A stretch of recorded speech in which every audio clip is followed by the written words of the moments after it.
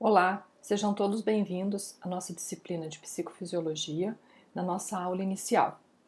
Nesse conjunto de conteúdos que vamos abordar hoje, pretendemos dar fundamentos essenciais para o estudo da psicofisiologia, abordando temas básicos que serão divididos em duas apresentações, sendo o primeiro o potencial de membrana e uma segunda apresentação destinada ao conteúdo de sinapses.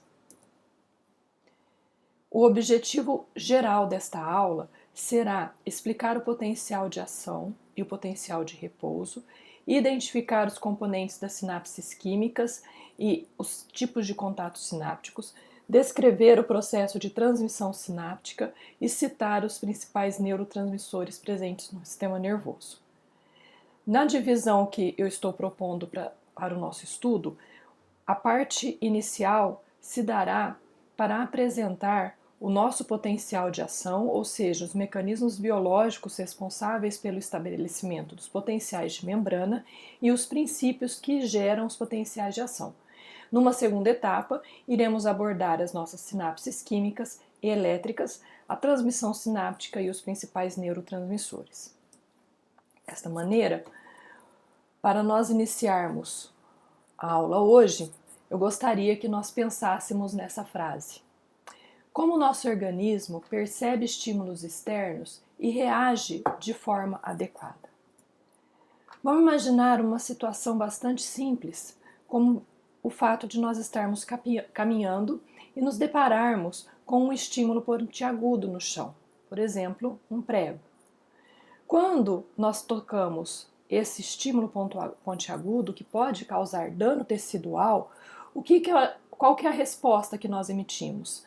Assim que nós colocamos, temos o contato, o nosso organismo ele é capaz de perceber esse estímulo externo, processar essa resposta e emitir um reflexo, que é chamado de reflexo de retirada, né, para que a gente evite um dano tecidual maior.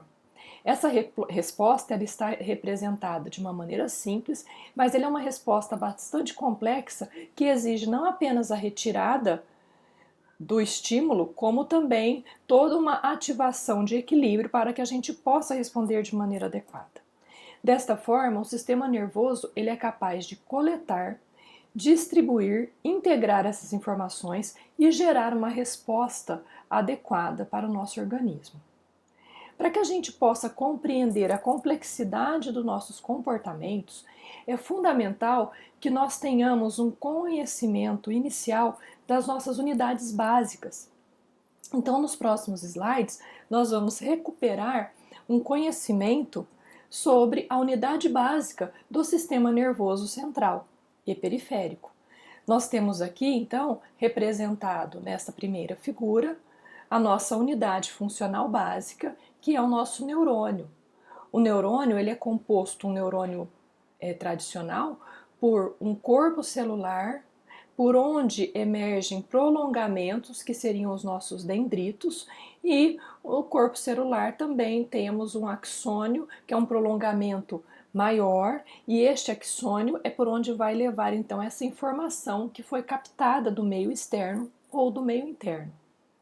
Essas células, esses neurônios, eles têm como principal característica uma membrana plasmática excitável, ou seja, capaz de receber estímulos e produzir modificações no meio intracelular que vão gerar respostas, que vão gerar estímulos.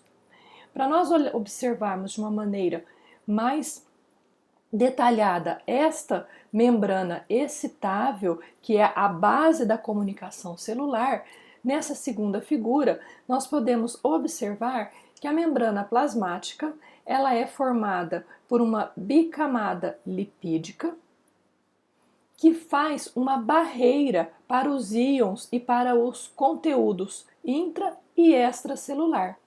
Esta camada bilipídica ela possui, além desses componentes lipídicos, proteínas de membrana, aqui representada por essa estrutura de coloração roxa, né?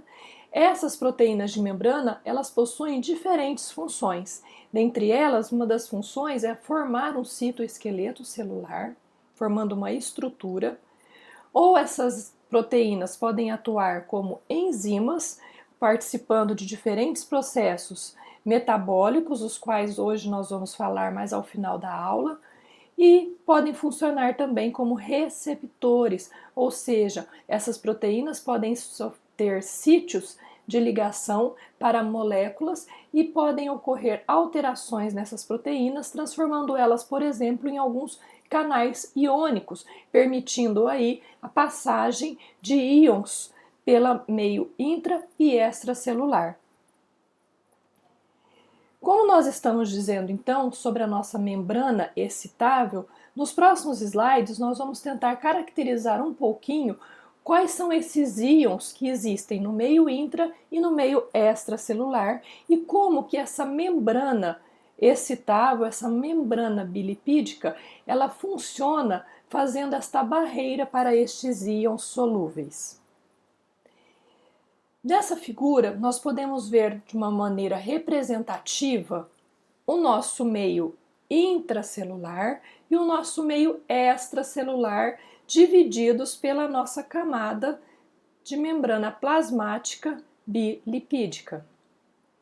Esta membrana plasmática, ela é conhecida por ser semipermeável. O que isso significa? Essa membrana, ela permite a passagem de íons de um compartimento para outro de uma maneira distinta. Essa permeabilidade, ela não é a mesma para os diferentes íons considerados íons importantes biologicamente. Dentre os principais íons que nós temos no nosso meio intra e extracelular estão o potássio, que nós temos aqui representado nesta figura, e os íons sódio. É importante recordar aqui que o íon potássio ele apresenta maior concentração no meio intracelular, enquanto o íon sódio ele se encontra mais concentrado no meio extracelular. E aí nós vamos ver nos próximos slides quais são os principais motivos de nós conseguirmos manter essa diferença de concentração entre o meio intracelular e o meio extracelular. Então, se a gente observar então agora nessa figura, a gente pode ver que a membrana aqui representada, uma membrana impermeável, quando nós colocamos aqui então um canal iônico, ou por exemplo uma proteína transmembrana, ela passa a ser então permeável aos íons potássio de maneira seletiva, e como essa membrana ela é bastante permeável ao íon potássio e o potássio está mais concentrado no meio intracelular, nós temos uma tendência, uma força que ela é dada pela diferença de concentração representada aqui, que nós temos íons potássio de um tamanho maior do que menor, representando então a concentração maior no meio intracelular. Esse potássio ele vai se deslocar para o meio extracelular. Como essa nossa membrana ela é semipermeável e não permite, por exemplo, a passagem de ânions que estão distribuídos no meio intra e extracelular de maneira a manter um equilíbrio eletrolítico, em pouco tempo a passagem de potássio para o meio extracelular vai fazer com que ocorra um acúmulo de uma pequena quantidade já de ânions do meio intracelular, fazendo com que essa membrana plasmática ela se torne eletronegativa quando nós compararmos com o meio extracelular. Então é devido a essa característica da nossa membrana plasmática ser mais permeável ao potássio, então fazendo com que ocorra uma passagem de potássio do meio interno para o meio externo, é que ocorre então essa polarização da membrana que nós podemos ver aqui nessa terceira figura desse esquema. Bom, mas até quando que nós vamos ter a passagem de íons potássio para o meio extracelular? Quanto que vai passar de potássio? Para nós sabermos esta quantidade de potássio ou este equilíbrio, porque aqui nessa figura C, o que nós podemos observar? Que há um equilíbrio porque aqui na figura B passa-se mais potássio a favor de um gradiente de concentração. Só que o que vai acontecendo? Quando o potássio vai passando para o meio extracelular, a diferença de concentração ela ainda existe, mas começa a acontecer também uma diferença com relação a cargas iônicas. Então, embora a gente ainda tenha aqui uma maior concentração de potássio no meio intracelular, devido a que a gente ter uma polarização, porque passando mais cargas positivas, começa a acontecer o quê? Com um movimento contrário, né? Porque começa a ocorrer um balanço de forças, diferenças de concentração e diferença de eletroatividade, né? De positivo e negativo. Essa membrana, então, ela vai ter essa passagem do íons potássio até que ocorra o que a gente fala de um equilíbrio eletrolítico, que ele leva em consideração não apenas a concentração do íon do meio interno para o meio externo, mas também leva em consideração a carga desse íon para que seja responsável para ocorrer essa força inversa, levando então, sendo empuxado o potássio para uma região mais eletronegativa, visto que ele é um íon positivo. Esta membrana, então, a gente pode calcular este equilíbrio eletrolítico para cada íon biológico. E como nós podemos fazer isso? Nós podemos fazer isso utilizando a equação de Nernst, que leva em consideração a concentração do meio externo, a concentração do meio interno, além de levar em consideração a constante dos gases, a temperatura, a carga do íon e a constante de Faraday. Se nós levarmos em consideração a nossa temperatura corporal, porque essa potencial de equilíbrio que nós estamos querendo avaliar são dos íons orgânicos, nós podemos simplificar esta equação utilizando então a nossa temperatura corporal, que é em torno de 37 graus, e nós teríamos então que o potencial de equilíbrio para cada íon, ele estaria, nós poderíamos fazer essa conta e chegaríamos a esses valores. Então, nessa tabela, nós sabemos aqui que a concentração no meio externo de potássio é 5, no meio interno é 2, é 100, dando uma razão, então, de 1 para 20, e nós podemos chegar ao potencial iônico, né, o potencial de equilíbrio iônico deste íon em menos 80. E nós podemos realizar esta conta considerando os principais íons, por exemplo, que compõem o nosso meio intra e extracelular. Mas aí eu pergunto para vocês, existe apenas o potássio no nosso meio intra e extracelular? Não. Existe apenas o sódio, ou o cálcio, ou o cloro? Não. O nosso meio intra e extracelular, ele é um conjunto desses íons. Então nós temos esses diferentes íons passando de um lado da membrana para o outro. E como é que então nós podemos ter o potencial de equilíbrio desta membrana, onde a passagem de íons para o meio interno e externo, elas estão mais ou menos equilibradas? Para fazer essa conta ou essa avaliação, nós devemos avaliar não apenas o potencial de equilíbrio de um único íon, mas sim fazer a avaliação do potencial de equilíbrio para os diferentes íons dos nossos compartimentos intra e extracelular. Desta maneira, a equação de Goldman, ela faz uma avaliação desses diferentes íons e levando em consideração principalmente os íons que estão em maior concentração no meio intracelular, que é o potássio, e o íon de maior concentração no meio extracelular, que é o íon sódio.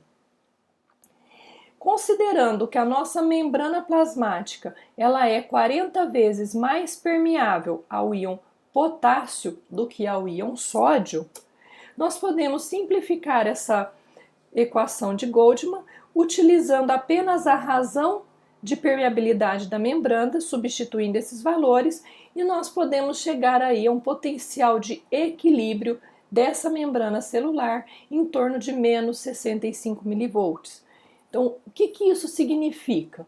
Isso significa que as nossas células neurais, musculares, que possuem essa membrana excitável, né, que é uma membrana semipermeável e que divide o compartimento interno e o compartimento externo com essas passagens de íons, no valor, ou seja, na diferença de potencial de menos 65 milivolts, nós podemos dizer que esta membrana está em repouso, ou seja, há uma estabilidade na passagem de íons de um compartimento para outro. Isso não significa que não há processos de entrada e saída de íons, mas sim que esses processos estão estáveis, considerando os principais íons biológicos. Então, quando ela está em repouso, essa diferença de potencial seria em torno de menos 65 milivolts. Bom, mas vamos voltar então lá para o nosso exemplo inicial. Nós temos as nossas membranas em repouso, aqui na figura 1, né, que a gente pode estar representado, estamos caminhando e a nossa membrana está em repouso lá em menos 65 milivolts, certo? Quando nós temos contato com um estímulo, esse estímulo externo, ele faz com que ocorra uma alteração nesse potencial de membrana em repouso, tá? Essa alteração do potencial de membrana em repouso, ele vai acarretar uma despolarização, ou seja, essa célula ela estava em repouso com essa diferença de potencial de menos 65 milivolts e aqui a gente pode ver isso representado nessa primeira figura. Quando a gente tem um estímulo, ou seja, aqui no nosso caso o exemplo foi o contato com o elemento pontiagudo, este estímulo sensorial, ele por um mecanismo que nós vamos ver em aulas seguintes, que no sistema sensorial, ele vai promover uma alteração local desta membrana, fazendo com que esse potencial se modifique, tá? Com essa modificação do potencial da membrana em repouso, ele gera a abertura de canais de sódio nessa membrana, tá? E esses canais de sódio que antes estavam aqui, que a gente pode observar na letra A, fechados, quando eles se abrem, considerando que a gente tem uma maior concentração de sódio no meio extracelular, devido então a essa diferença de concentração, nós temos uma entrada de íon sódio no meio intracelular.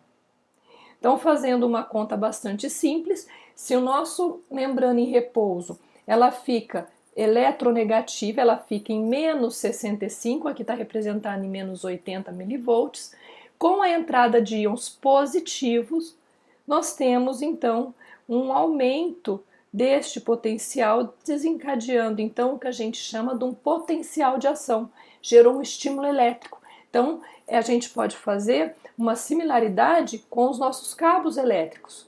Quando há um estímulo, ocorre passagem de íon sódio para dentro dessa célula, alterando então o potencial de negativo para positivo e gera esse estímulo elétrico, que é chamado então de potencial de ação.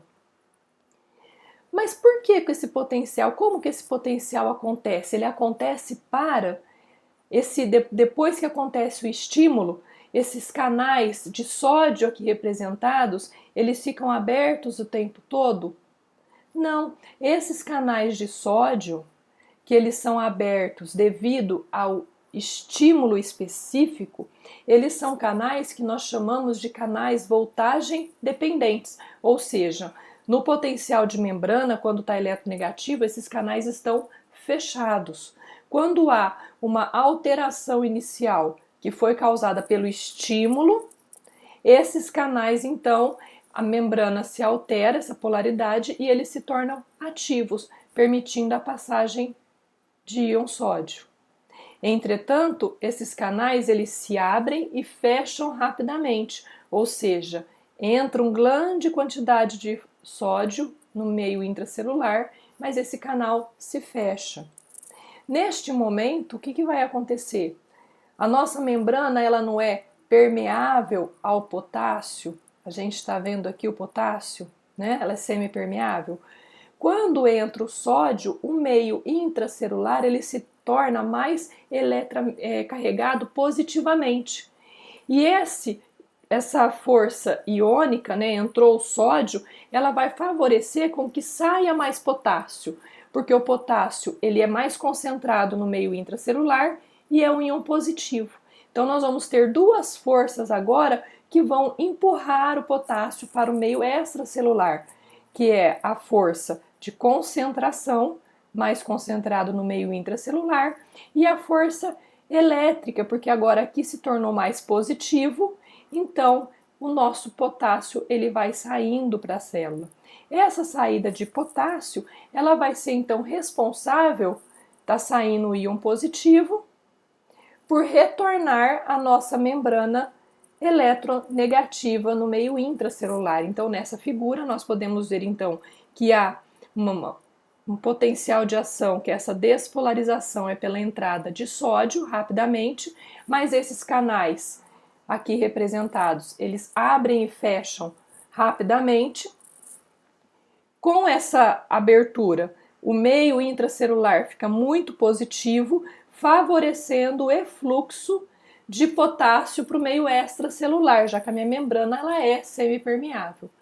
Este efluxo de potássio vai promover então o retorno dessa região interna no meio intracelular eletronegativo. Então ela vai voltar a ser negativo. Então ocorre o potencial de ação e rapidamente essa membrana se repolariza.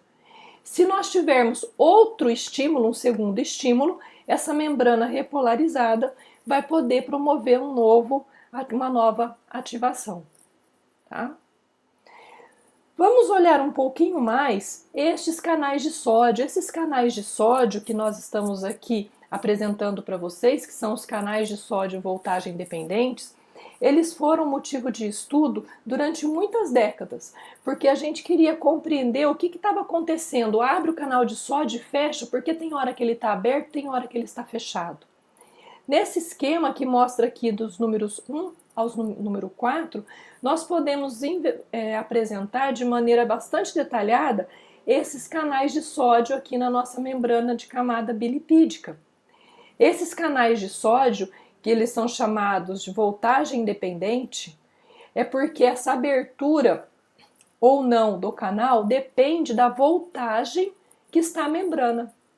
Então, quando a minha membrana ela está em repouso, ou seja, não há nenhum estímulo, o meu canal de sódio voltagem dependente está fechado.